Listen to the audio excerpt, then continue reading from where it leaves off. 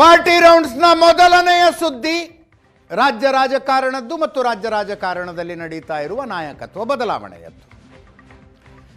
ಯಾವಾಗ ಮುಖ್ಯಮಂತ್ರಿ ಬದಲಾವಣೆಯ ಚರ್ಚೆಗಳು ತಾರಕಕ್ಕೇರಿದವೋ ಆಗ ಹೈಕಮಾಂಡ್ ಸಿದ್ದರಾಮಯ್ಯನವರಿಗೆ ಡಿ ಕೆ ಶಿವಕುಮಾರ್ಗೊಂದು ಸೂಚನೆ ಕೊಟ್ಟು ಬೆಳಗಾವಿ ಅಧಿವೇಶನ ಸಾಂಗವಾಗಿ ನೆರವೇರಲಿ. ಅಧಿವೇಶನದಲ್ಲಿ ನಿಮ್ಮಿಬ್ಬರ ಮಧ್ಯದಲ್ಲಿ ಭಿನ್ನಾಭಿಪ್ರಾಯ ಇದೆ ಅನ್ನೋ ವಿಷಯ ಚರ್ಚೆಗೆ ಬಂದು ವಿಪಕ್ಷಗಳ ಕೈಗೊಂದು ಅಸ್ತ್ರ ಸಿಗೋದು ಬೇಡ, ಆದ್ದರಿಂದ ಬ್ರೇಕ್ಫಾಸ್ಟ್ಗೋ ಲಂಚ್ಗೋ ಡಿನ್ನರ್ಗೋ ಒಂದು ಕಡೆ ಭೇಟಿಯಾಗಿ ಅಂದಿದ್ರು. ಆ ಪ್ರಕಾರ ಡಿ ಕೆ ಶಿವಕುಮಾರ್ ಅವರು ಮೊದಲು ಮುಖ್ಯಮಂತ್ರಿಗಳ ಮನೆಗೆ ಹೋದ್ರು, ಮುಖ್ಯಮಂತ್ರಿಗಳು ಆ ನಂತರ ಡಿ ಕೆ ಶಿವಕುಮಾರ್ ಅವರ ಮನೆಗೆ ಬಂದರು.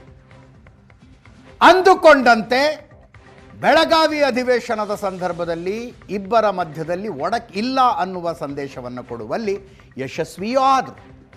ಈಗ ನಾಳೆಗೆ ಮುಗೀತು ಬೆಳಗಾವಿ ಅಧಿವೇಶನ. ನಾಳೆಗೆ ಬೆಳಗಾವಿ ಅಧಿವೇಶನ ಮುಗೀತು. ಆಮೇಲೆ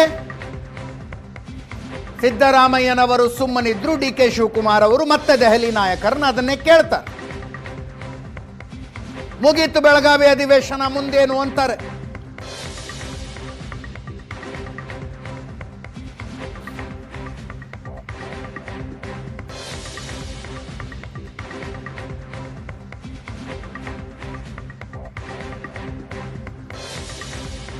ದೆಹಲಿಯಲ್ಲಿ ಒಂದು ಮೀಟಿಂಗ್ ಆಗೋದು ಬಾಕಿ ಇದೆ. ಒಂದು ಮೂಲದ ಮಾಹಿತಿಯ ಪ್ರಕಾರ 19ನೇ ತಾರೀಖು ಅಂತ ಸುದ್ದಿ ಬಂದಿತ್ತು.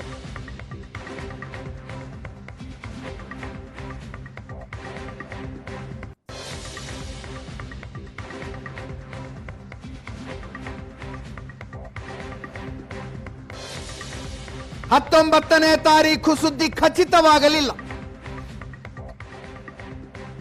ಈಗ 27ಕ್ಕೆ ದೆಹಲಿಯಲ್ಲಿ CWC ಇದೆ, ಕಾಂಗ್ರೆಸ್ ವರ್ಕಿಂಗ್ ಕಮಿಟಿಯ ಮೀಟಿಂಗ್ ಇದೆ.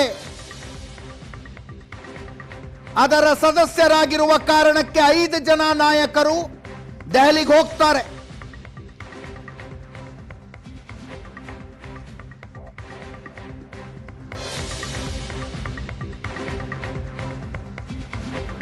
ಎಐಸಿಸಿ ಅಧ್ಯಕ್ಷ ಮಲ್ಲಿಕಾರ್ಜುನ ಖರ್ಗೆ ಅವರ ನೇತೃತ್ವದಲ್ಲಿ CWC ಆಗತ್ತೆ.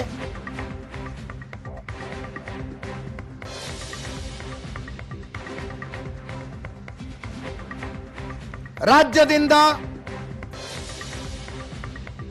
Doctor Parameshwar, BK Hariprasad, Veerappa Moily, Nasir Hussain ಭಾಗಿಯಾಗ್ತಾರೆ. ಮುಖ್ಯಮಂತ್ರಿಗಳು ಹೋಗ್ತಾರೆ.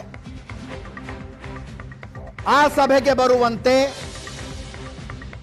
ಡಿ ಕೆ ಶಿವಕುಮಾರ್ ಅವರಿಗೂ ಆಹ್ವಾನ ಬರಬಹುದಾ?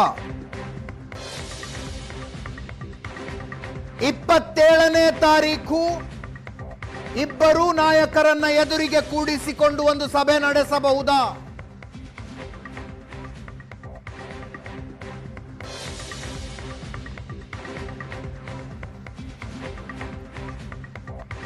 ಆ ಸಭೆಯಲ್ಲಿ CWCಯಲ್ಲಿ ಎನಿವೇಸ್ ಎಐಸಿಸಿ ಅಧ್ಯಕ್ಷರು ಇರ್ತಾರೆ, ಸೋನಿಯಾ ಗಾಂಧಿ ಅವರು ಇರ್ತಾರೆ, ರಾಹುಲ್ ಗಾಂಧಿ ಇರ್ತಾರೆ, ಪ್ರಿಯಾಂಕಾ ಗಾಂಧಿ ಇರ್ತಾರೆ, ಸುರ್ಜೇವಾಲಾ, KC ವೇಣುಗೋಪಾಲ್ ಇರ್ತಾರೆ.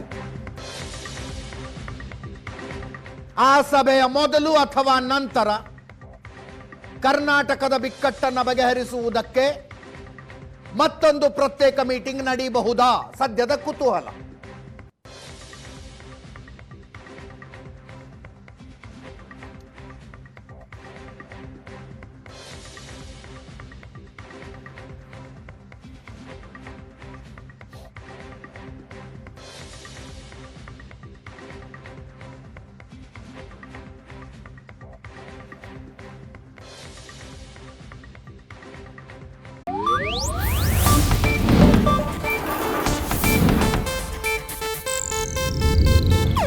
ಇದು ಏಷ್ಯಾನೆಟ್ ನ್ಯೂಸ್ ನೆಟ್ವರ್ಕ್ ಪ್ರಸ್ತುತಿ.